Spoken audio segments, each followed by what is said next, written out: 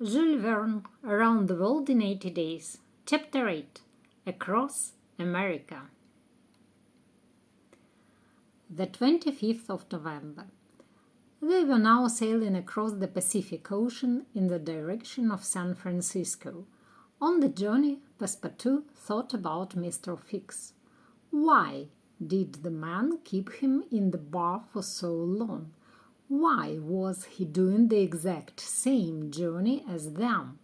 It wasn't an unusual route, but why did he also want to do it so quickly?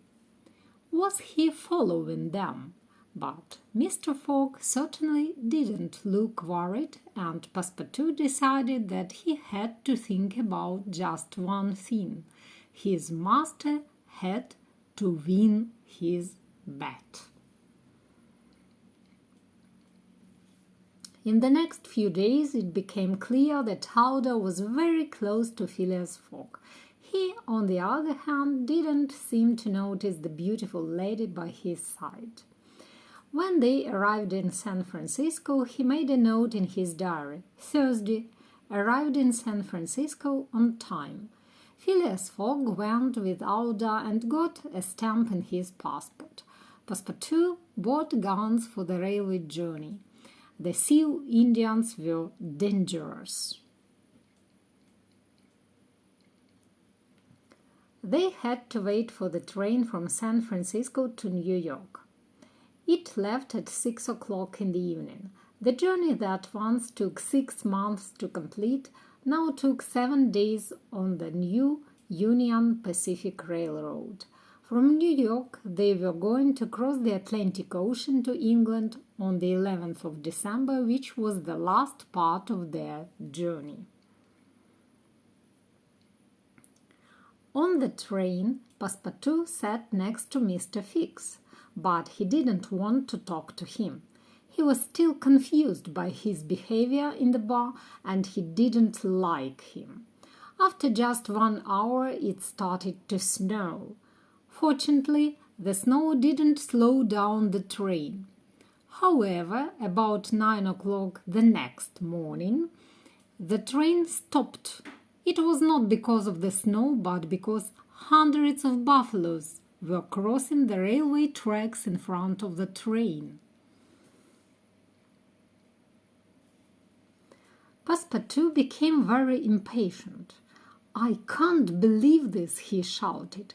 "This country has a modern railway, and the train must stop for a group of animals." The train driver told them he had no choice. The buffaloes were not moving, and they could damage the engine.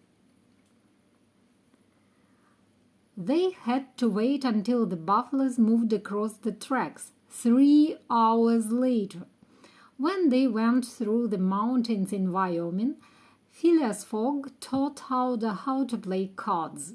She was a very patient learner, and they were soon so occupied with their game that they didn't even notice the deep ravines below them. Passepartout was looking out of the window, thinking about the bet, when he almost hit the seat in front of him. The train stopped suddenly and gave several loud whistles. He got up to see what the problem was. He saw the driver talking to a man from the next station. "The station guard sent me to tell you that you can't go any further," he said. "The bridge across the ravine is not safe, and it can't take the weight of the train. We have sent a telegram to Omaha, but another train will arrive in 6 hours. We can't stay here all night. We'll die of cold in this snow," shouted one of the passengers, hearing their conversation. "Yes, but it will take 6 hours to go on foot to the next station," said the train driver's assistant. "I think I have an idea," said the train driver. "We can get our train across the bridge if we go fast enough. If we move at the top speed, the train won't be so heavy on the bridge, he continued, and we can get across before the bridge breaks. Passepartout was worried for himself and the other passengers. "Isn't there a simpler solution, perhaps?" he began to ask the driver. The driver was not listening.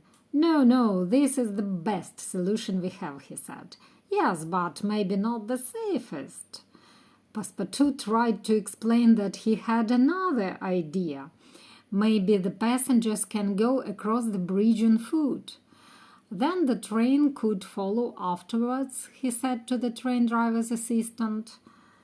"No, the driver is right. If we go at top speed, we can get across the bridge." "The train's leaving!" cried the assistant.